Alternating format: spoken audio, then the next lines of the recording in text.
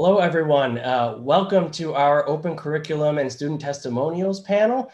My name is Jack Nivison. I'm one of the Senior Assistant Deans of Admission at Hamilton College. So far this summer, we have had a few other panels, including about our student life at Hamilton and, college search tips during the pandemic, about, learning about the college search and application process, but also we want you to be able to learn more about our community. And one of the things that makes one facet of our community that makes Hamilton so unique is our open curriculum. It allows you to study what you love. That's what we're going to be focusing on for this panel tonight. The open curriculum gives you the flexibility to zero in on your academic interests right away. And at the same time, it allows you the ability to explore a liberal arts curriculum. Some know exactly what they want to study right when they arrive on campus, and others describe their passion once they arrive here at Hamilton.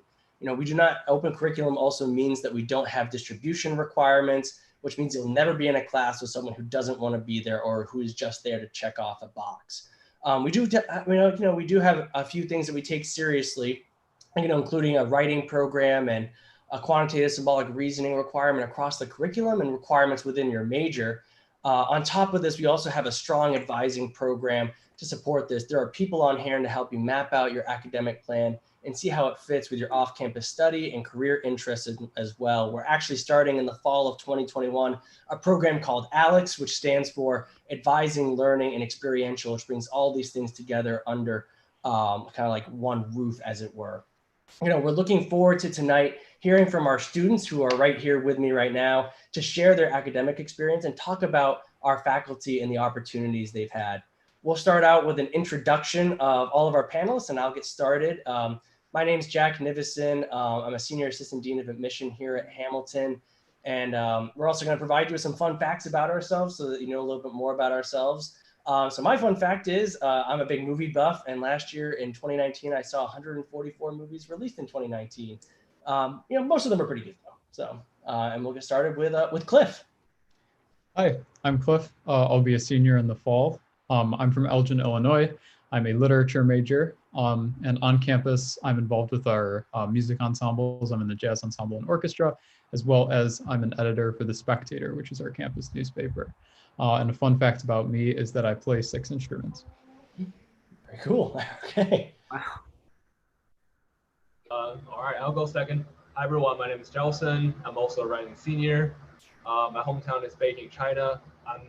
My concentration is in interdisciplinary of data science, and I have been serving as an RA for the past 2 years, and I'm part of the International Students Association.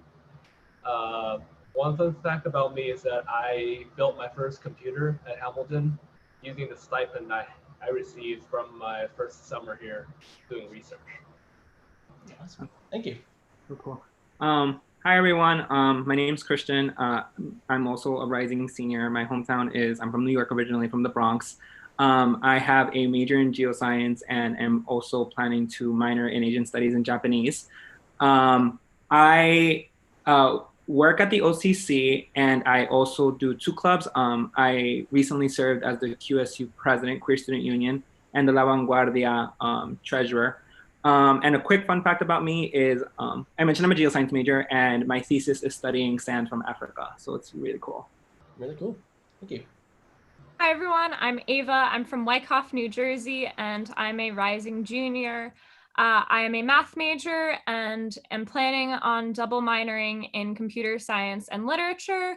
Some things that I'm involved in on campus: I'm on our sailing team, I'm president of our beekeeping club, and I'm a big part of Women's Center. And I rock climb. And my fun fact is that prior to college, I had never sailed before, and I'm this year going to be a captain of the team. Very cool. Thank you. Hi, everyone. I am Niari, and I'm a rising sophomore, so class of 2023. I'm originally from India, but I moved to the United States in 2016. My intended major is biochemistry with a potential minor in math. And some things that I'm involved in on campus include Student Assembly, the South Asian Student Association, and the Quest for Scholars Network. And a fun fact about me is that I am fluent in 3 languages, including English. All right, awesome. Very cool. Thank you for all those introductions. As you can see with our panelists, we have A lot of different varied interests here. So a lot of different experiences that we can talk about. We've prepared many questions, but if there's something that you would like us to answer, please feel free to ask your question in the chat box on the right of your screen.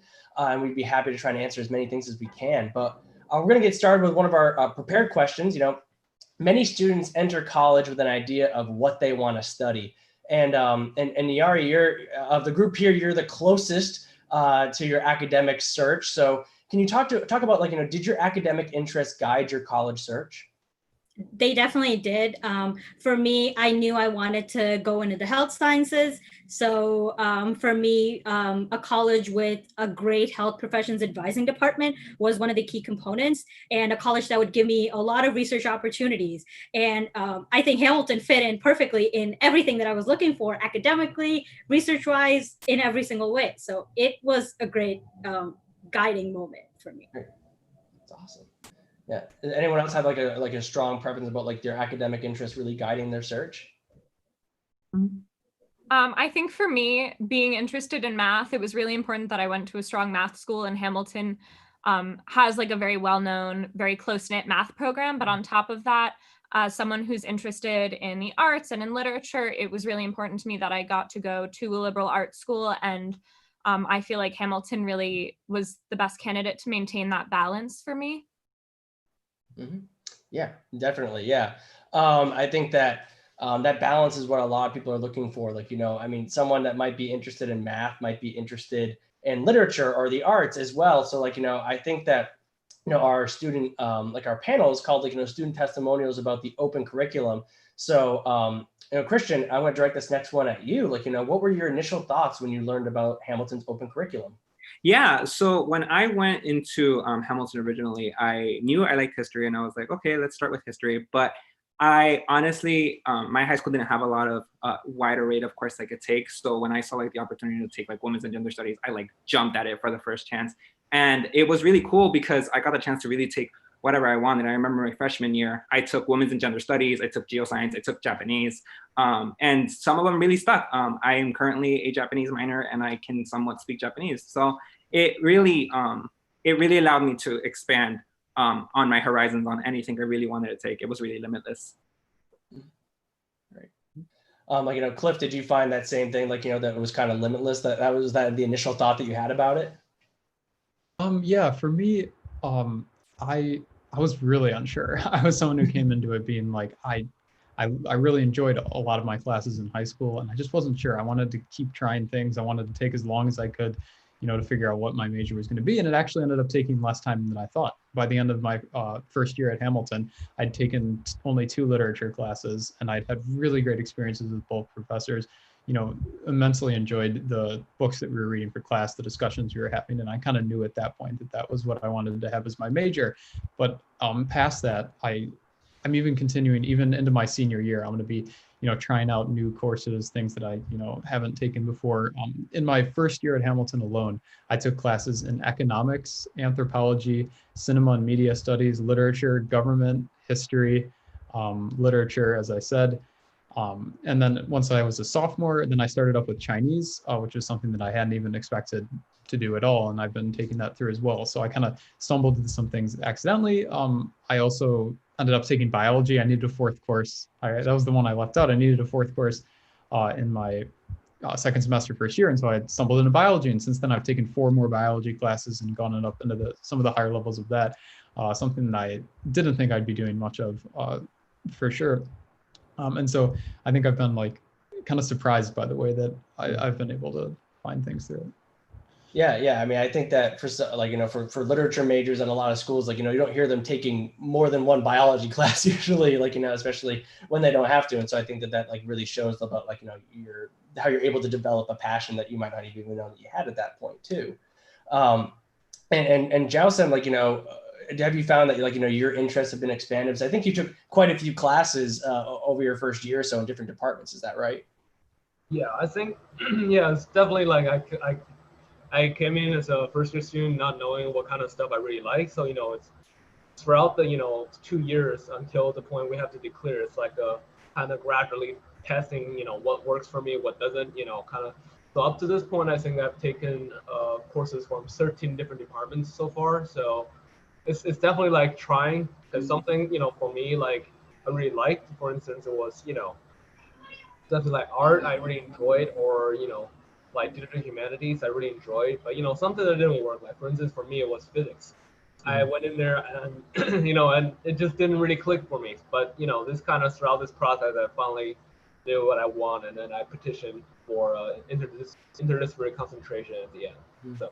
Yeah, I mean, but at least like, you knew from that experience, like, that towards the end of that, like, you didn't know that physics wasn't quite for you until you took that class, but at least you were able to come to it on your own terms, which is great. I think that a lot of people, when they hear about the open curriculum, they, it can be really exciting because, like, there's all this freedom, like, but also it can almost be a little daunting sometimes because, like, you're going from a structure of high school to a freedom of this open curriculum.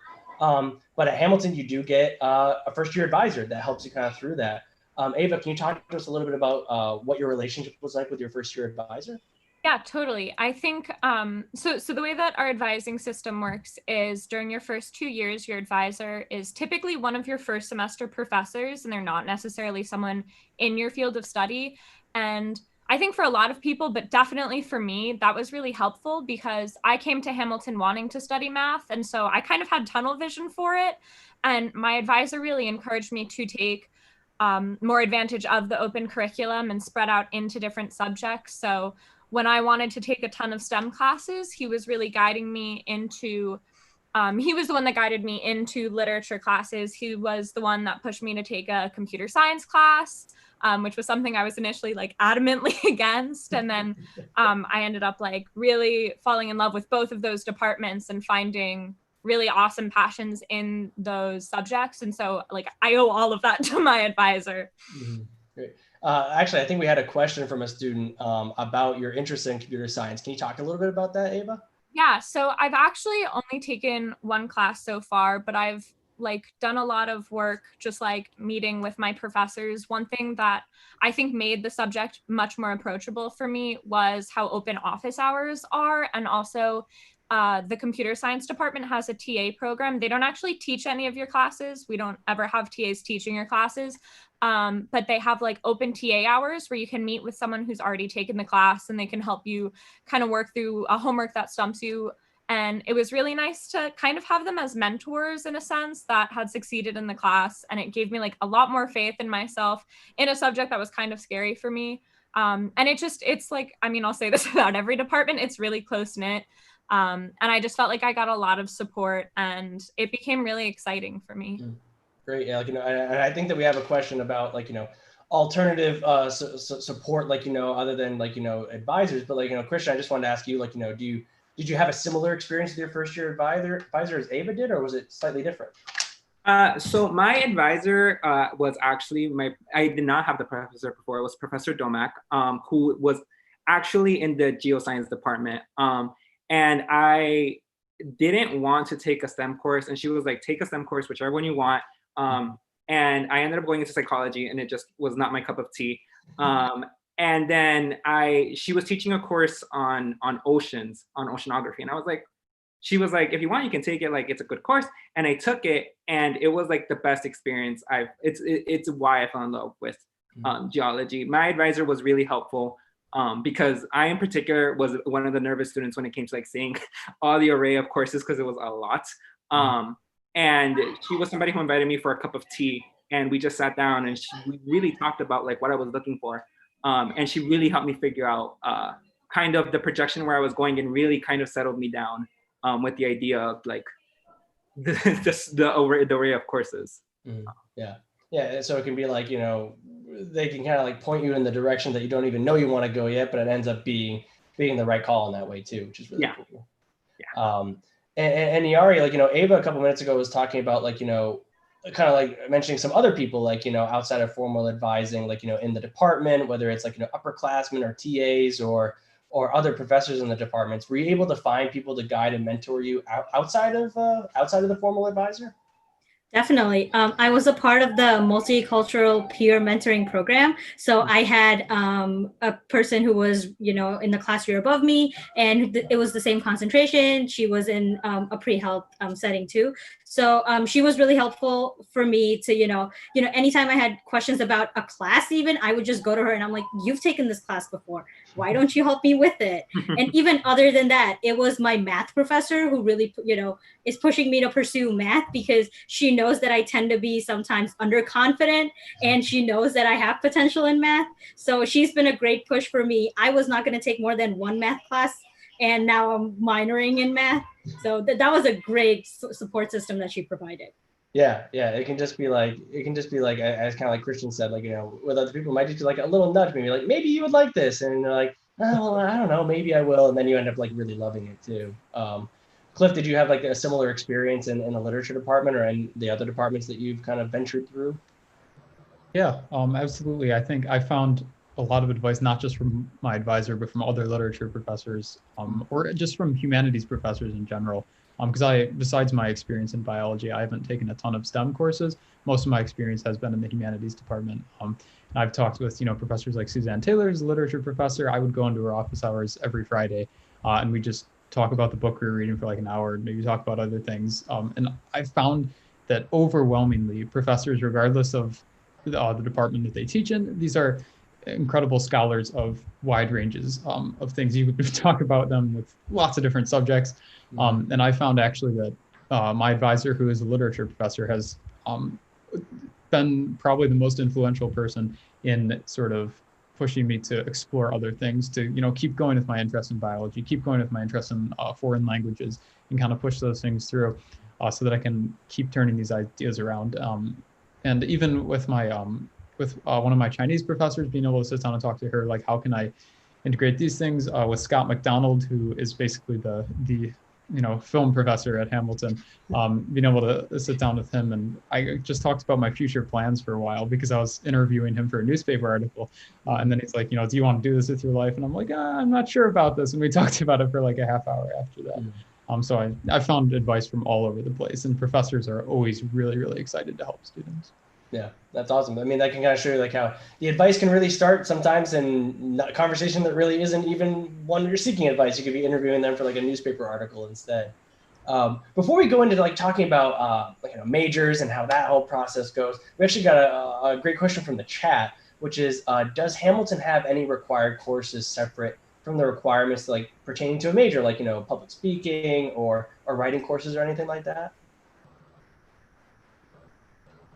I feel like in some of the STEM courses, we do have this ISH course, it's just addressing some of the social issues, and then, could be social justice, could be anything, but, it's mostly just, for instance, if, you're in comp sci or you're in math, we would like to really have you to sit in a course that's really see how your skills would be transferable and influencing this, the society. I think that's one of, but, it's really like, embedded in a lot of the courses. For instance, mine was just one in the statistic course. We just, used a lot of these kind of data from collected, to showcase how social injustice or social justice could, influence people's life, and or something about, like a safe, how could a safe environment promote, learning in a college, something like that. And it could be incorporated in a lot of courses, and it's definitely not a very hard requirement. It's one of those courses you just took along the way. So yeah.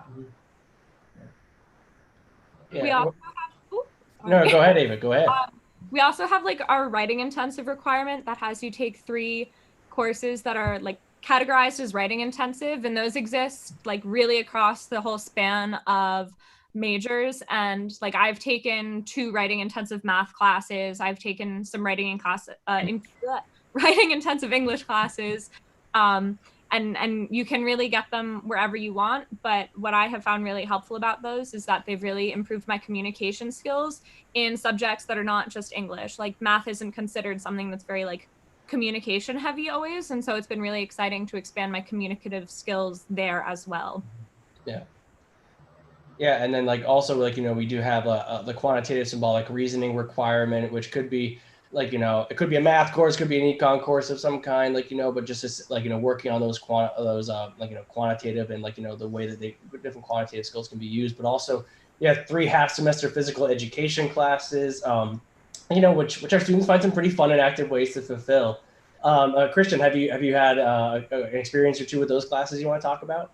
Yeah, so when it came to the sports courses, actually, I had the opportunity to do some of them over the summer, actually. But I also had the opportunity, just for fun, because I already had the requirement, actually, but you also have to learn swimming. I did not know how to swim. I went into that water and I was terrified.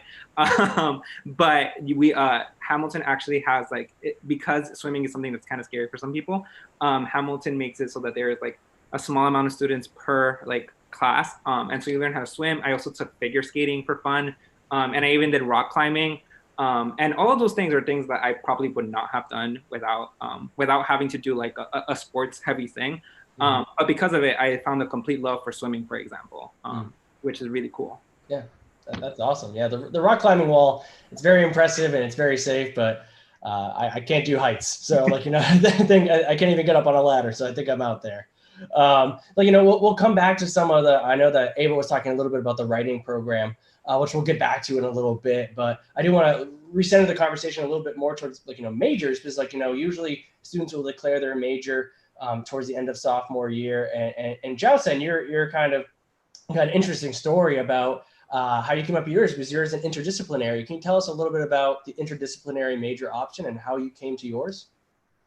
Yeah, of course. So basically what happened was, when the time comes near around, March or so of my second year at Hamilton, we kind of have to think about, declaring a major or concentration that you want to do, and then and get approval, right? So when I was doing that, I kind of just fell into this impasse. Like I asked myself, what do I really like? But in the end, there's no one particular major that would, fully capture my interest.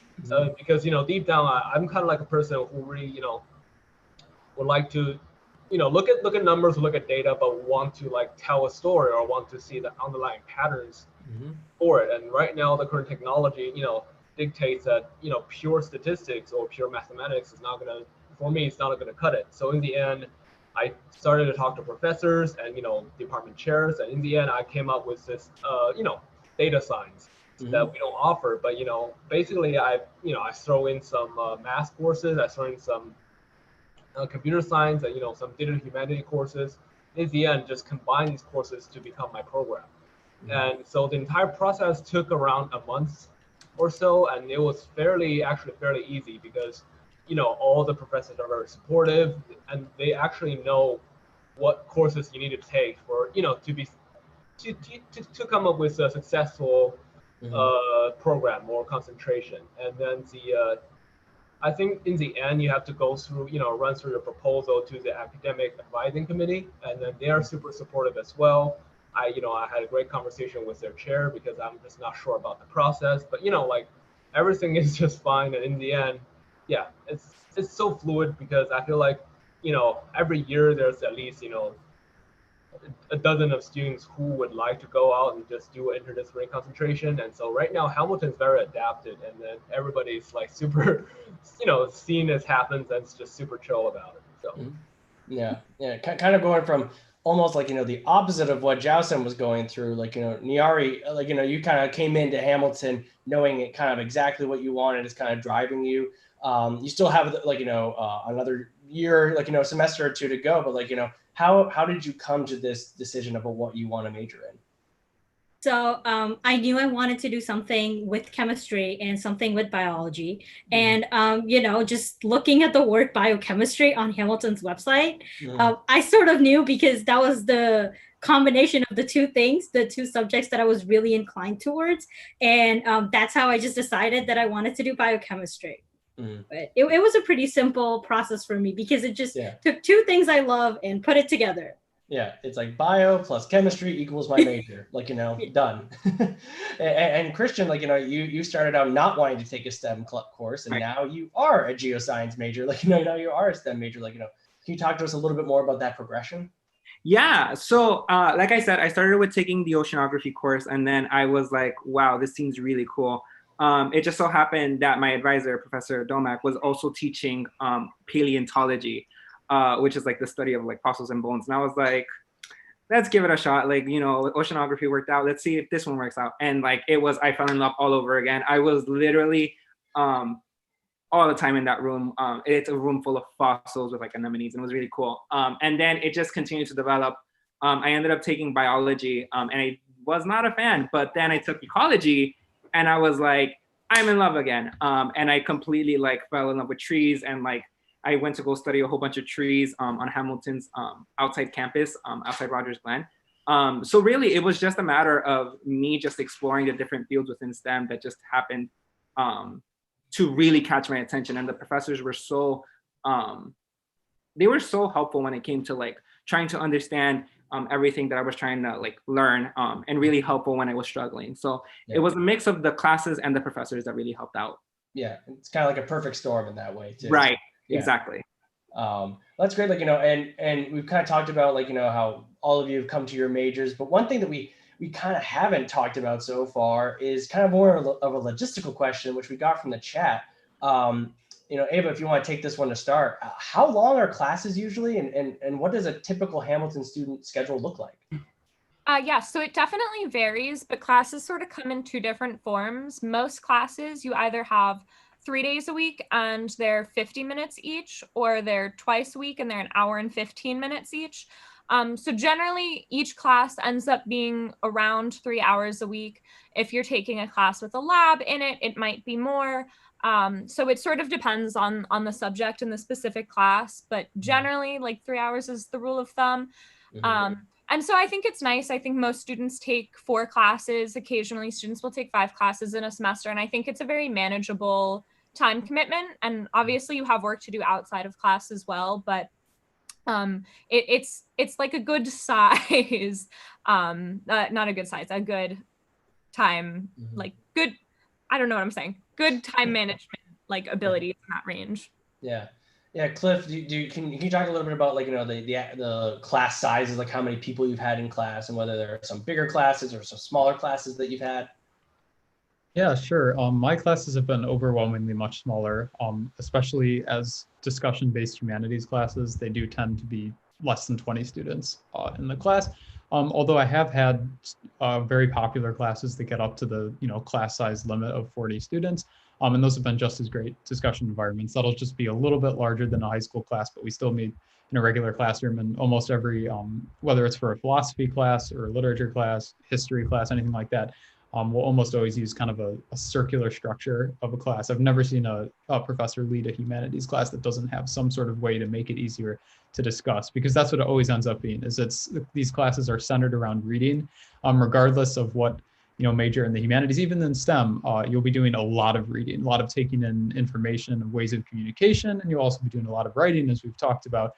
But there will be a ton of, these professors assign some of the richest material that there is to read on different subjects, and there's so much to talk about. And so whether you're in a little bit larger class or whether there's only 6 people in your class, whether I was in for STEM, I was in a biology class, I was in invertebrate biology. There's only 3 students in my lab section. So if we're doing dissection, we were like working right with the professor the whole time, we're doing that stuff. Or whether it was for a literature class that I was with maybe 14 or 16 students, and you don't even have to worry about raising your hand. You come in when it's appropriate.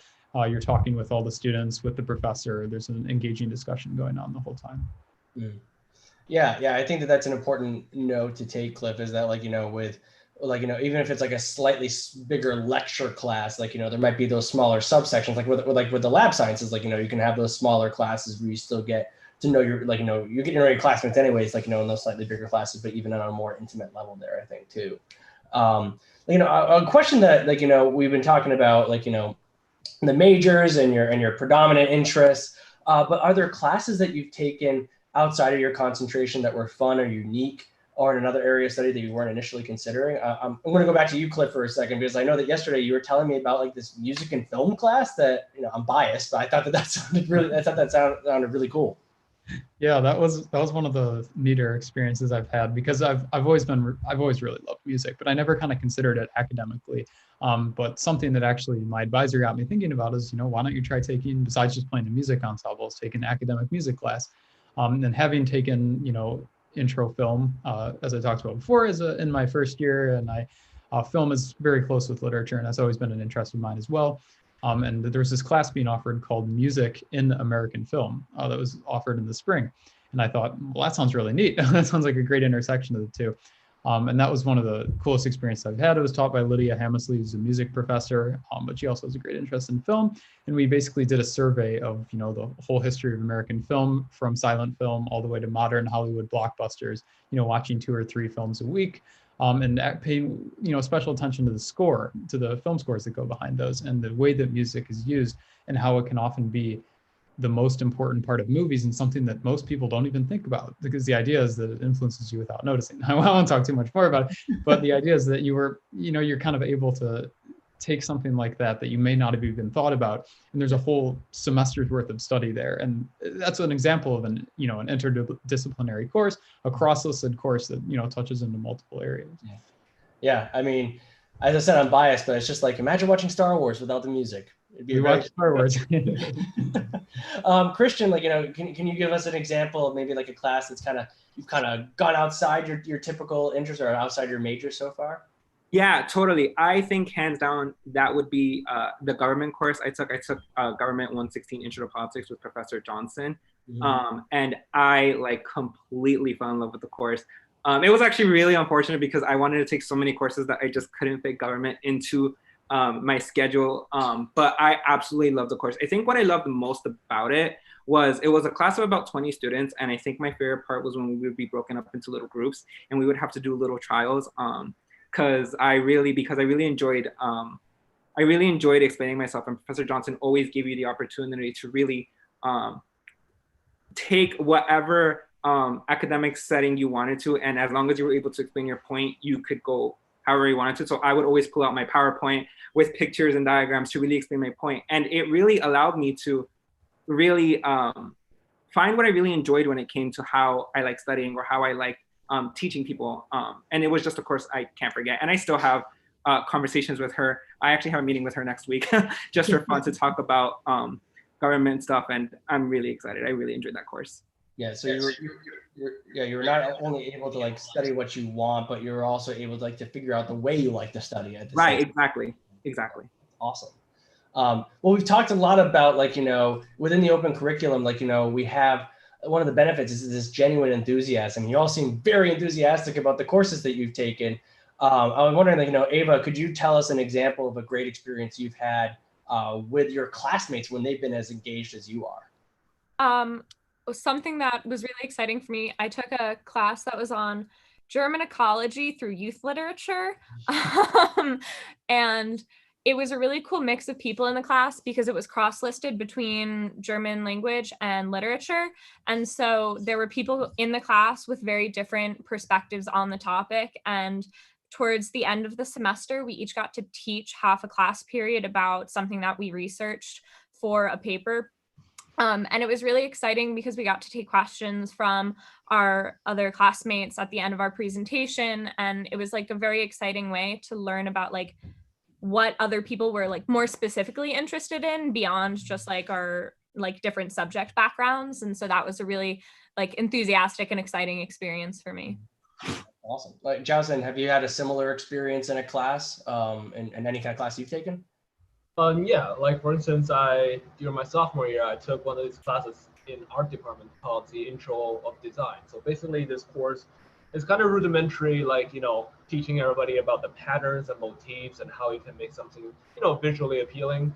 And mostly it's not based on computer, it's mostly drawing and stuff. So I think I would say out of all the courses I did, this class actually took the most of the work, although it's, it sounds like an art class, but yeah, actually people would opt into staying up to the studio really late at night. Sometimes even the door locks itself and we have to help each other out to let each other in. And so that's just a common thing every weekend or Thursday night, you'll see a couple of students in this new, one of those new KTSA, which is one of our art buildings, in one of those studios, just, working away on their art. It's not necessarily required, that we put so much effort into it, but everybody is just loving it and really trying to, be responsible, but also, very, very engaged in making something, in this, in this intro to design courses that, so, at the end of the course, we just reach a consensus that this might not be the most, one of the most, regarded as the hardest course at campus, but this is definitely one of the courses that we spend most of our time on. So yeah. Yeah. It kind of seems like that enthusiasm and engagement really spreads, like, pretty quickly almost. So it sounds like a really neat thing. I want to go back to, like, we've heard from some like Ava about, like, the writing program and their experience with it. And so I just wanted to kind of like poll some of the other panelists, like Niari. Can you tell us a little bit about your experience with the writing program and those writing intensive classes? Definitely. So I took a writing intensive class that was a first year's course. So that class was only open to first years, and it had a first year mentor. And I came into Hamilton not liking writing too much. I was slightly inconvenienced by the fact that we had to take writing intensives. But after taking that class, I just fell in love with writing. That class gave me so much more freedom. Like, it wasn't just like one type of 5-paragraph structured essays. It was making up Wikipedia articles about monsters and things that you imagine. You make like crime scene, you enact crime scene pictures and try to make like a skit and stuff like that. It just really opened my mind to the fact that writing is not boring. It's really interesting. Mm-hmm. And after that, I've taken writing intensive classes in women and gender studies and math. Again, like Ava, I did not think math could be something that had writing, but I just saw my proofwriting progress, and now I'm just so much of a better writer, and I can see the difference in my like papers from like the beginning to now. Yeah, it's like, kind of like you said, you can come from unexpected areas, and you're like, oh, like sometimes, like, change can happen, like, and you realize, you're like, wait, how long have I been doing this? And it's like, oh, you did this like, 2 classes ago or something, like, that's where the skills were really gained. So you were kind of tackling it from, like, this more STEM-minded area. Cliff, like, as a literature major, can you talk to us about some of the writing intensive classes you've had?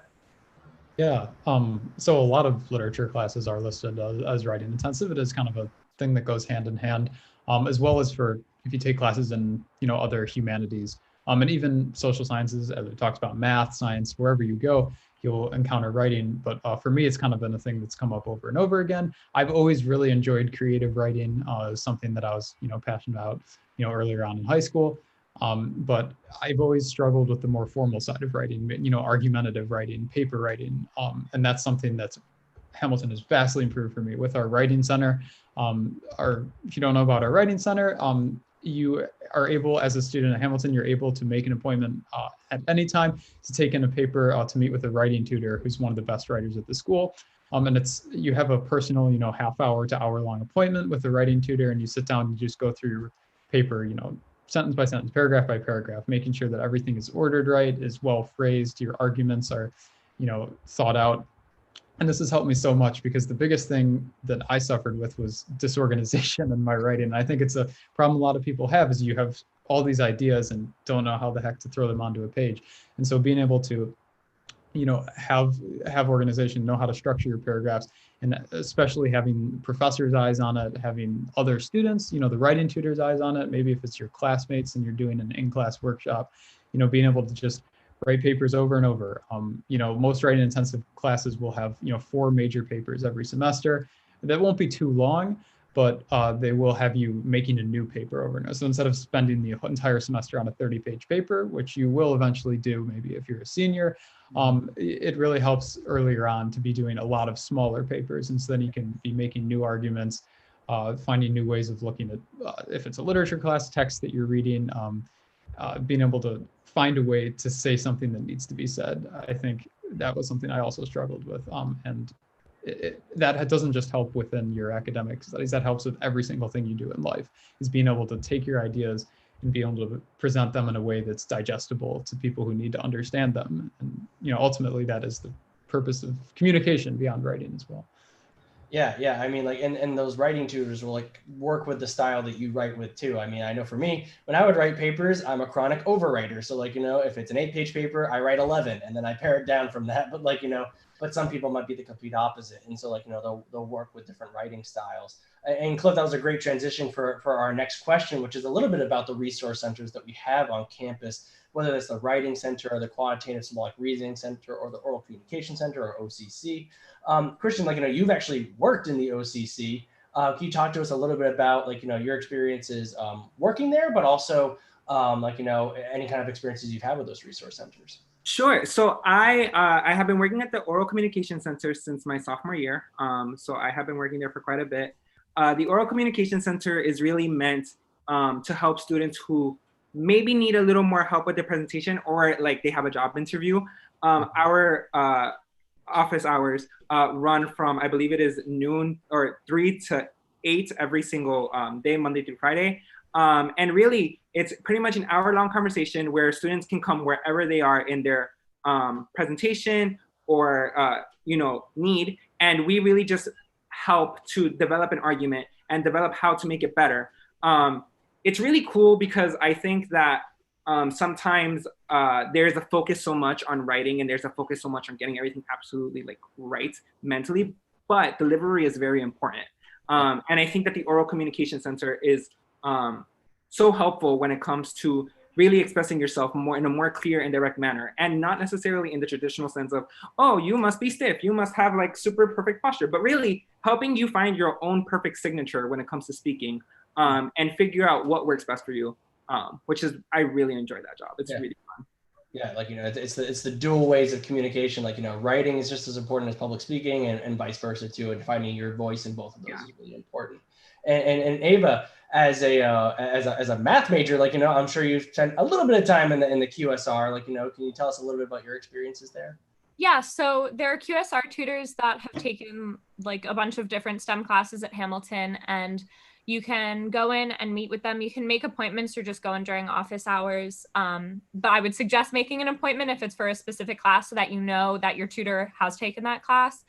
And they've got like lots of resources to work with you with. And if you have like homework trouble, or you're studying for a test and you don't really know how to start, they're really good at kind of helping you with those more nitpicky things. But you can also set up weekly appointments with them. So you can have like a standing appointment to work on one of your classes. And I haven't used them like a ton, but I have a lot of friends who having the QSR as a resource was a total game changer for them. Mm-hmm. Right.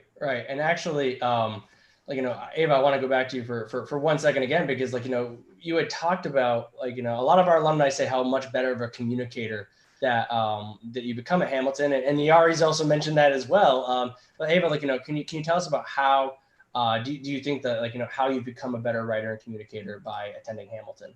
Yeah, absolutely. I think, we mentioned the writing intensive classes, and that gave me a ton more confidence in my writing skills. We also have something that I didn't know about before coming to Hamilton, is we have some classes that are categorized as speaking intensive. Differential equations, for example, is a speaking intensive math class, and they exist, across different majors. But that class was really exciting for me because we had to give like presentations on different math topics. I actually went to the Oral Communication Center for that. We had an oral exam where instead of like sitting down and taking an exam, we had to basically teach our professor about a topic of his choice. And things like that really challenged me to think about how I write about and how I speak about what I learned. And it was a huge part of why I chose Hamilton, was knowing that there was that communication emphasis.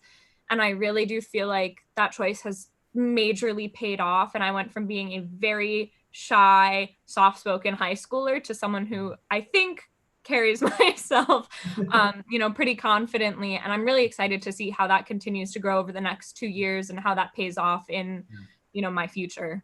Yeah, I mean, how many of you thought that you'd be able to do this, like, to be on a panel, like, talking with all of these prospective students?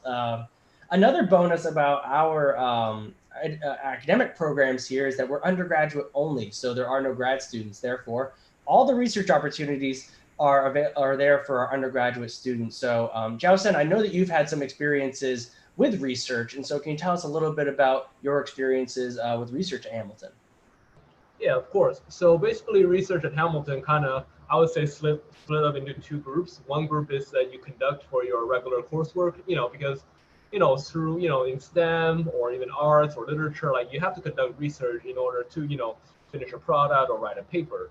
So on a daily basis, we would have this kind of research opportunities for students, and also just some projects you can work with along with the professors. And sometimes, I work as a research tutor in the library, so sometimes we would be able to provide resources and help those students, throughout this process. For instance, in the beginning, what do you want to research on? What topic do you need? And then to all the way to the end of citing resources and making bibliography. So this is kind of one of the great things about Hamilton is that if you need help, you just email us or just proceed into an online chat, and there will be people that walk you through every process, even if you have never done research at all in your high school. Mm-hmm. So this is the first part during the school year, and then also we offer a lot of opportunities during the summertime. So basically what you do is you either have a pretty if you for instance, if you really want to do biology research or you want to do chemistry research, you can talk to a professor and then just be in the professor's lab and work throughout the summer, or you can apply to one of those grants to conduct individual research. So for my instances, during my first summer at Hamilton, I kind of applied to this Emerson grant to research about our first international students at Hamilton. So this is kind of like an independent research, and my faculty advisor for this research project was actually in biology. So we were we put the project together solely because we're interested about the history. But of course, we used a lot of resources. We consulted a lot of other professors in the area that would know a little bit more a little bit more about the process. But in the end, it was an individual kind of like a research produced a pretty good result. And so for the past summer and this summer, I'm working in the Digital Humanities Initiative. So this is another program that's kind of interdisciplinary, combines some of the historical and literary skills, but also some of the digital tools I gained learning, from my data science perspective. So this is very interesting. And I highly recommend every student to, go forward and pursue one of these opportunities, because, we're all undergrad schools, and I think at least around 70% of students graduate having some research experience on campus.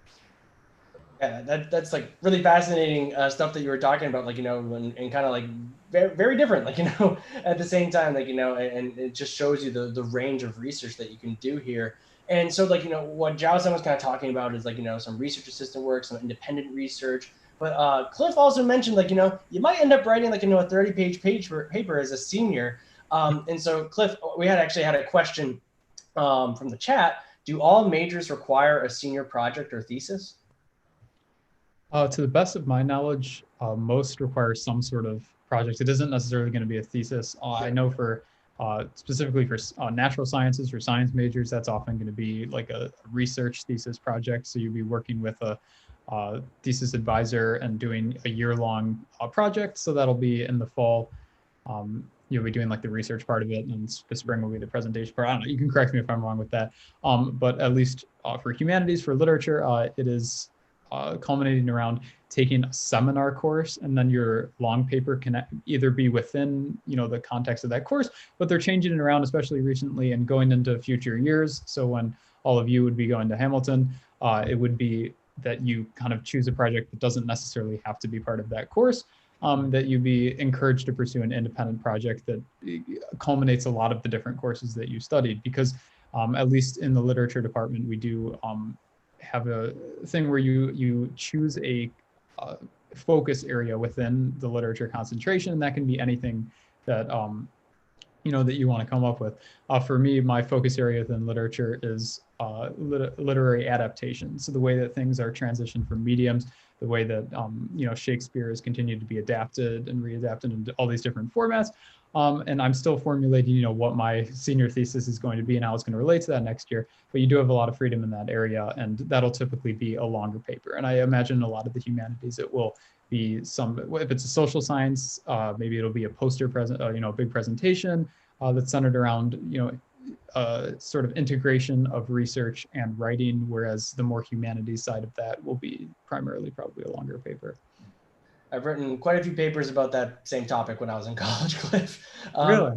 Yeah. Christian, you talked about briefly about your thesis that's going to be coming up, about your fun fact. Can you tell us briefly a little bit more about it? Gladly. So I am studying San Antonio Zircano Basin in Africa. I'm super excited. My professor, Kat Beck, She has sands that basically have, I'm going to be looking for microfossils. So there is these little microfossils called ostracods, and they look like little potatoes. And basically using the ostracods, I'm going to try my best to use carbon dating to figure out what exactly was happening in the Turkana Basin.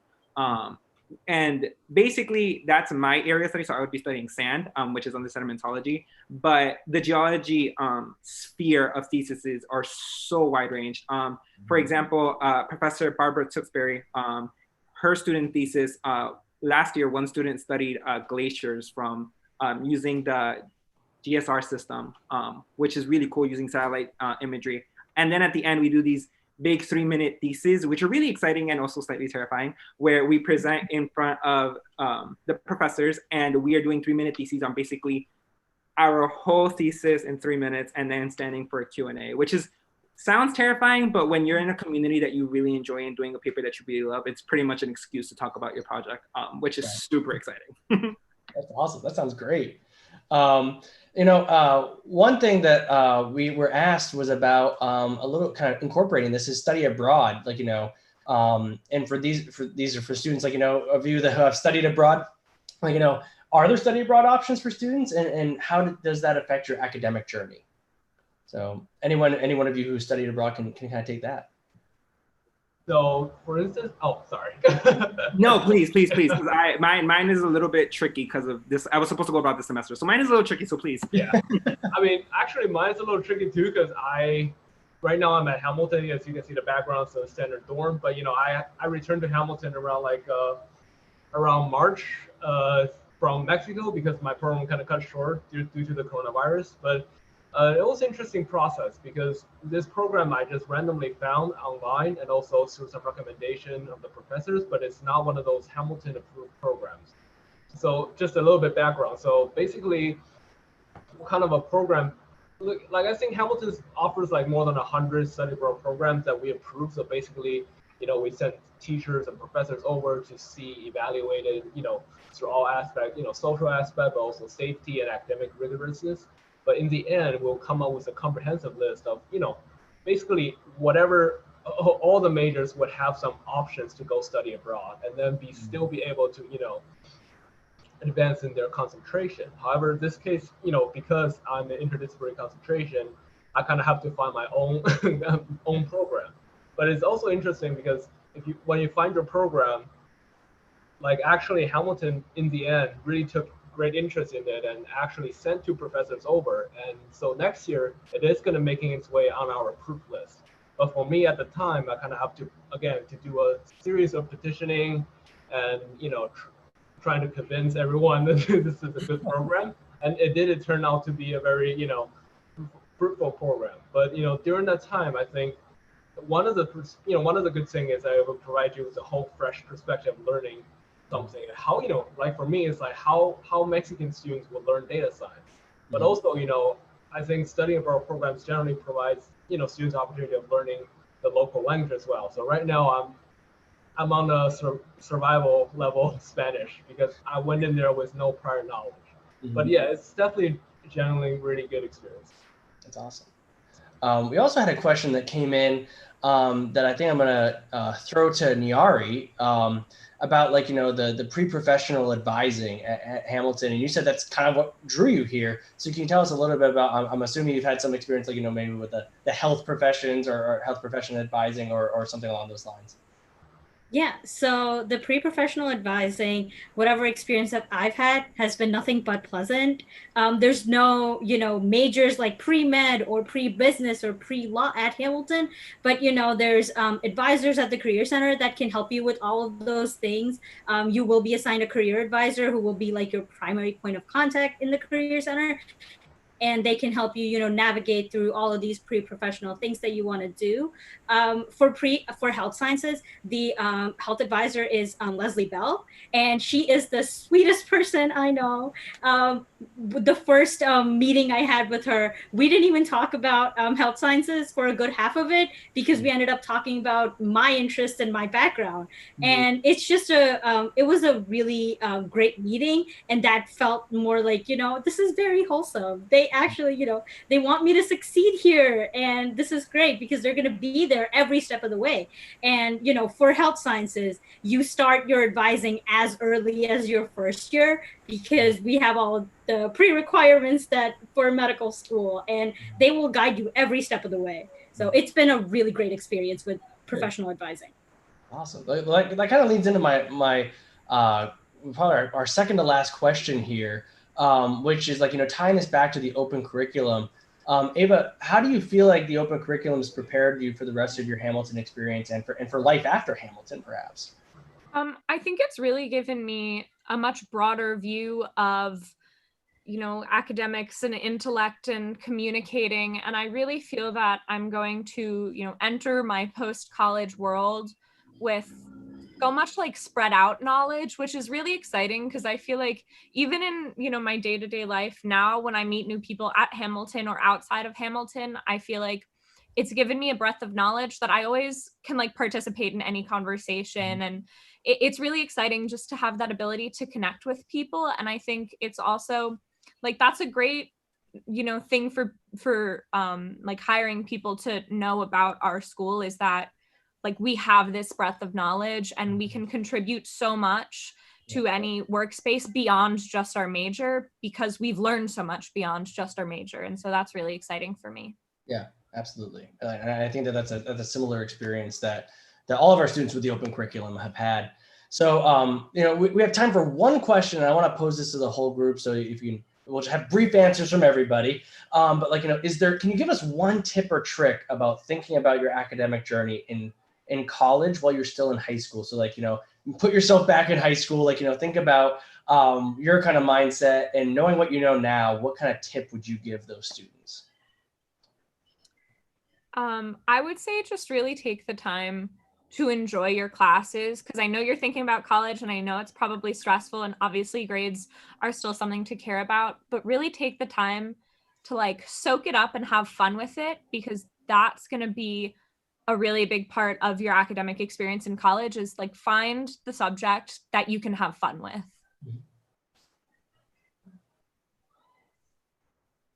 I would say that, be open to changes.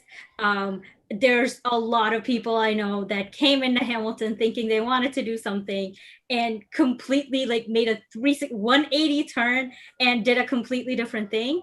And that doesn't resonate with me personally, but I would just say be open to changes because unexpected things are going to happen. Absolutely.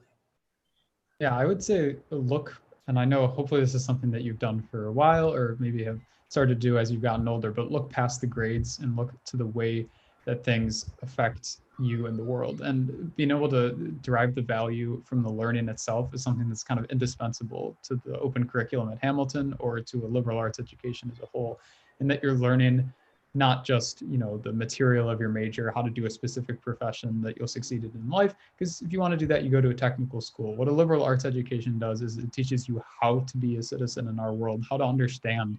It gives you a new way of understanding the entire experience of life. And if you're learning just for the grades, you're not getting all that. Look past that. Find the ways. Then, even if this is just in your your AP classes in high school, if you just I really just need to get through calculus senior year, whatever it is. Trust me, I was there too, and that was my last math class, but I made it through, and I am really grateful that I see Ava smirking at me over there. I'm really grateful that I did, because even now, if I'm doing something in biology and I think, oh, that reminds me of that concept from calculus, I'm glad I paid attention to that. Or even whatever you're doing, all this stuff matters, and it's indispensable to be able to look at it as something that's making you better, not just getting your way into college.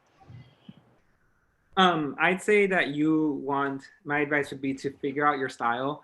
Really take time to sit down and really think about what you enjoy and why you enjoy it, because I think it really is going to be helpful when it comes to when your college career starts, figuring out what you want to start, something new, something fresh, and just really going for it with your heart. I think it's really important to do that. That way you'll figure out, you'll start in the right direction, I think, if you do it like that.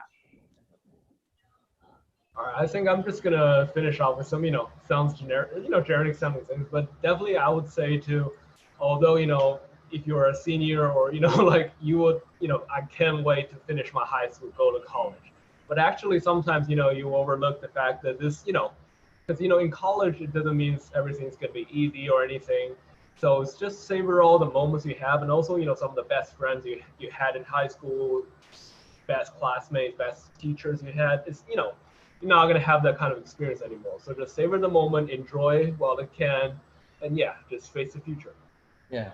Yeah. Well, I think that those are all great pieces of advice. And I really thank you all for your questions. And I think that's all the time we have tonight. I'd like to thank our wonderful panelists for providing great insight into Hamilton's academics. I hope you've been able to see that, the choices you have to the open curriculum and the benefits of the writing program and the great interactions you can have with our amazing faculty and with our really engaged students. I hope you've enjoyed our discussion and would encourage you to explore our other virtual sessions throughout the summer by visiting hamilton.edu/discover. This page will be updated regularly with new content. Thank you again, and I hope you have a great rest of your night. Take care.